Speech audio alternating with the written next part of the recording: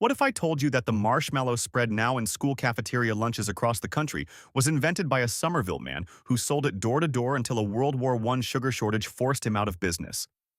And that he sold the recipe for $500 to two veterans who just returned from France, who named it Toot Sweet as a French pun and then immediately dropped the name because nobody got the joke?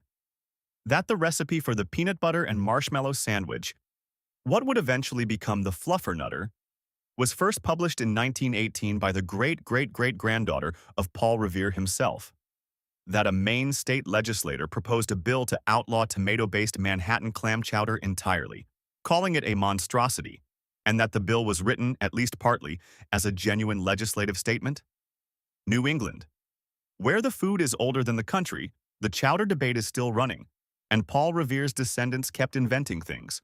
The clam chowder debate has been running since at least 1939, when a Maine state legislator named Frederick Gower introduced a bill that would make it illegal to add tomatoes to clam chowder anywhere in the state of Maine, describing the tomato-based Manhattan version as a terrible pink mixture and an abomination.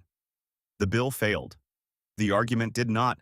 New England clam chowder is cream-based, a thick white soup built from chopped or whole clams, diced potatoes, onion, salt pork, heavy cream or milk, and a simple seasoning of salt and white pepper, thickened by the starch from the potatoes and the salt pork rendering into the base. It is white. It is rich. It is emphatically not red. The chowder that defines the New England style traces to the chowders that 18th century French and English fishing communities made from whatever they'd pulled from the sea that day. Clams were the logical choice along the New England coast, abundant, cheap, and available year-round in the cold Atlantic waters off Maine, Massachusetts, and Rhode Island. The word chowder itself traces most likely to the French chaudière, meaning a large cooking pot, carried to Atlantic Canada by Breton fishermen before filtering down the coast to New England. The Manhattan version, made with tomatoes and a clear or tomato red broth, arrived in the 20th century, associated with Portuguese and Italian immigrant communities in New York who were accustomed to tomato-based seafood soups. New England has never accepted it. Maine's 1939 legislative attempt to criminalize the Manhattan version is the most extreme expression of that position, but the sentiment runs through the region as a whole. The lobster roll's origin is genuinely documented, which is unusual enough for a regional food that it's worth noting. Perry's restaurant in Milford, Connecticut, claims to have invented the hot lobster roll in 1929, a toasted split-top bun filled with warm lobster meat tossed in butter, originally sold as a cheap alternative to a full lobster dinner during the Great Depression. The cold lobster roll, the Maine version, with chilled lobster meat dressed with mayonnaise and served in the same split-top bun, developed separately, its specific origin undocumented, but its association with Maine roadside lobster shacks running through most of the 20th century as the state's signature summer food. The split-top bun is non-negotiable in both versions.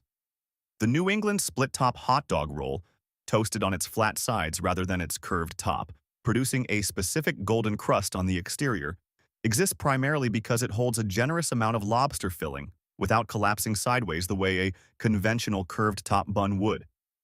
It was designed for exactly this purpose. The bun is specific. The debate between hot with butter and cold with mayo is the other running New England food argument that, like the chowder debate, will never be resolved to everyone's satisfaction. In 1913, a woman named Emma Curtis, the great-great-great-granddaughter of Paul Revere, a direct descendant of the man who rode through the night warning that the British were coming, and her brother Amory began manufacturing snowflake marshmallow creme in a factory they built on Crystal Street in Melrose, Massachusetts. In 1918, Emma published a promotional recipe booklet that included instructions for combining the marshmallow creme with peanut butter on bread, calling it the Liberty Sandwich because America was at war and she wanted to encourage economical alternatives to meat. A few towns away in Somerville, Archibald Query had been making his own marshmallow creme and selling it door-to-door since 1917, until a World War I sugar shortage forced him to shut down. He sold his formula for $500 to two Swampscott veterans, H. Allen Durkee and Fred L. Mower, who had just returned from France and thought it clever to name the product Toot Sweet Marshmallow Fluff, a French pun on tout suite, meaning right away. The pun worked better in their heads than on the label. The Toot Sweet was quickly dropped. The product became simply marshmallow fluff. In the 1930s, Durkee and Mower sponsored a radio show called The Flufferettes on 21 stations of the Yankee Radio Network, which came right before The Jack Benny Show and featured live music and comedy. The name Fluffernutter itself wasn't coined until 1960 when the company's advertising agency invented it as a more effective marketing term for the sandwich that had been eaten under various names for 4 decades. In 2006, the Massachusetts state legislature saw its own fluff-related bill. State Senator Jarrett Barrios introduced legislation that would restrict serving Fluffernutter sandwiches in schools. State Representative Kathy Ann Reinstein, who represented the district where marshmallow fluff is manufactured, vowed to fight to the death for fluff. Vermont produces approximately 40% of all maple syrup made in the United States, by a wide enough margin that the state's maple industry has shaped an entire regional food identity and an entire seasonal tourism economy around a single tree's sap. The sugar maple tapping season, sugaring season, runs from late February into April, when the combination of cold nights and warm days causes sap to flow through the maple trees in quantities that make collection viable. The process was developed by the indigenous peoples of the Northeast, the Abenaki, the Haudenosaunee, and other nations who had been processing maple sap into syrup and sugar for centuries before European contact, and adopted by European settlers who quickly recognized both the product's value and the efficiency of the technique. Vermont's sugar shacks, the small buildings where sap is boiled down, requiring roughly 40 gallons of sap to produce a single gallon of finished syrup, have been a fixture of the rural Vermont landscape since colonial times. They are now also a tourism destination. Maple Open House Weekend, held every March, opens sugar shacks across the state to visitors who can watch the evaporation process and eat sugar on snow, hot maple syrup poured over fresh snow, where it sets into a soft, taffy-like candy that hardens as it cools, eaten with a wooden stick the same way it has been eaten for centuries. Vermont maple syrup is graded and labeled by color and flavor: golden delicate, amber rich, dark robust, very dark strong. A grading system that reflects real differences in flavor intensity depending on when during the season the sap was collected and how long the syrup was processed. Boston's nickname, Beantown, traces to the Puritan settlers of Massachusetts Bay Colony, who established a cooking tradition around the specific religious constraints of their Sabbath observance. No work, including cooking, was permitted on Sunday, which meant food had to be prepared Saturday and kept warm through the day of rest. The solution was baked beans, dried navy beans, soaked overnight, combined with salt pork, molasses, mustard, and onion, sealed into a ceramic pot, and placed in a bake hole, a pit of smoldering coals, on Saturday morning to cook overnight. By Sunday morning, the beans were fully cooked, sweet, dense, and could be served all day without any additional labor. The molasses that sweetened the beans came from the Caribbean trade. Boston was a major port in the colonial molasses trade that connected New England to the sugar plantations of the Caribbean, a trade that was inseparable from the Atlantic slave economy. The molasses-sweetened baked bean became so associated with Boston that New England brown bread, a dense, steamed quick bread made with rye flour, cornmeal, whole wheat flour, and molasses, traditionally steamed in a can rather than baked in an oven, developed as the standard accompaniment, and the two foods are still served together at traditional New England church suppers and Saturday night bean suppers across the region.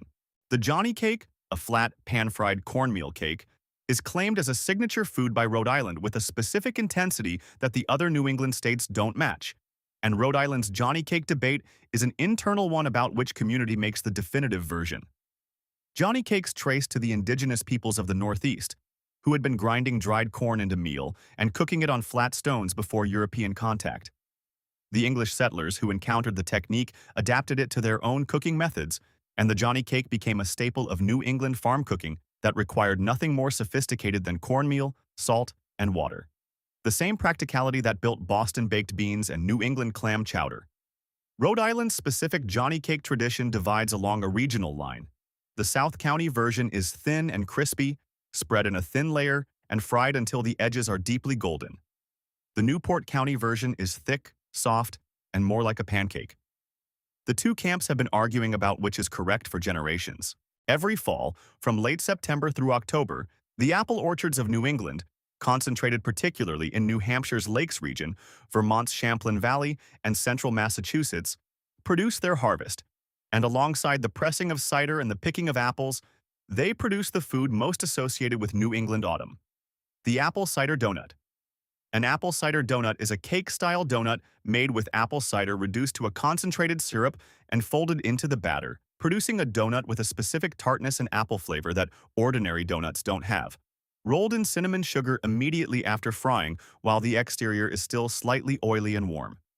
They exist almost exclusively at farm stands and apple orchards, sold fresh and warm, purchased by families who made the specific trip to the orchard for them, and consumed in the car on the way home while still warm. The apple cider donut is not a year-round food. It is a specific seasonal food, available from the week the first early varieties come in until the last pressing of the season, and its absence from the calendar for most of the year is precisely what makes it worth driving to an orchard for when it returns. Indian pudding is one of the oldest continuously made desserts in New England. A baked cornmeal pudding sweetened with molasses, spiced with ginger and cinnamon, slow-baked for hours until it sets into a dark, dense, slightly grainy pudding that tastes of nothing so much as colonial New England itself. The name Indian referred, in colonial usage, to Indian corn, maize, and the dish is a direct adaptation of English hasty pudding made with the grain that European settlers found growing in North America and incorporated into their own cooking. The indigenous peoples of the Northeast had been cooking cornmeal in ways that English settlers learned from and adapted. Indian pudding is what the adaptation looked like after it passed through a Puritan kitchen with access to Caribbean molasses. Durgan Park Restaurant in Boston's Faneuil Hall area, which operated from 1827 until 2019, served Indian pudding on its menu for nearly its entire 192-year run, sometimes listed as Grandma's Indian Pudding, and was widely considered the institutional custodian of the recipe. With Durgan Park's closure, the dish passed back into the hands of home cooks and the few traditional New England restaurants still maintaining the recipe. A food so old that it has now outlasted the restaurant most associated with preserving it. Maine is the lobster state in a way no other state is. Not because lobster is unique to Maine's waters, but because the combination of the Gulf of Maine's cold, productive water, the state's deep-rooted fishing industry, and the specific culture built around lobster fishing over 3 centuries has made Maine lobster an internationally recognized product in a way that lobster from other Atlantic states simply isn't. The Maine lobster fishery is one of the most closely managed in the American seafood industry. Regulations requiring the return of egg-bearing females, minimum and maximum size limits, and trap limits have kept the fishery remarkably productive compared to most American commercial fisheries. The result is a fishery that, unlike many, has not collapsed, and that has continued to provide the raw material for the lobster pounds, the lobster shacks, and the lobster rolls that define coastal Maine's summer food culture. A Maine lobster pound, a waterfront operation where live lobsters are held in saltwater tanks and cooked to order, served on paper plates with drawn butter, corn, and coleslaw at picnic tables, is the most direct expression of the food. No tablecloths, no courses. Steamed brown bread is a New England food so specific to the region that most Americans outside New England have never encountered it, and many are initially uncertain whether it's a dessert or a side dish, a classification New England doesn't particularly worry about, since it serves it with Boston baked beans and considers the matter settled. Brown bread is made from a combination of rye flour, whole wheat flour, and cornmeal, sweetened with molasses, leavened with baking soda, mixed with buttermilk and sometimes raisins, and, most unusually, cooked by steaming rather than baking. The batter is poured into a greased can, covered, and set in a pot of boiling water to steam for 2 to 3 hours, emerging as a dense, dark, slightly sweet, deeply molasses-flavored loaf that is sliced in rounds and served alongside the baked beans that built Boston its nickname. B&M Brown Bread, produced in Portland, Maine since 1927, sells the canned, shelf-stable version that introduced steamed brown bread to supermarkets across New England.